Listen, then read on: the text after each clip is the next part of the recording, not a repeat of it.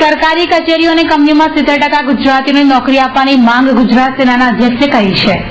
આજે વડોદરા ખાતેથી ગુજરાત સેનાની સ્થાપનાની ઘોષણા સાથે સેનાના અધ્યક્ષ પરમ પૂજ્ય 108 શ્રી જ્યોતિન્દ્રનાથ મહારાજે ગુજરાતમાં સ્થાપાયેલ કંપનીઓમાં ગુજરાતીઓને નોકરીની તક આપવાના સ્થાને બહારના રાજ્યના નાગરિકોની તક અપાઈ છે, જેનો વિરોધ કરી આગામી દિવસોમાં સરકારી એકમો કે કંપનીઓમાં ગુજરાતીઓને નોકરી અપાવવા આંદોલન છેડનાર હોવાની માહિતી આપી હતી।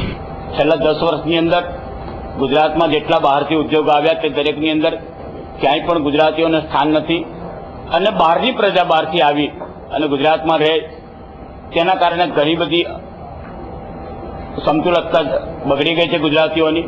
ઘણી જગ્યાએ તો ગુજરાતી સંસ્કાર, ગુજરાતી અસ્મિતાઓ જોખમાઈ ગઈ છે।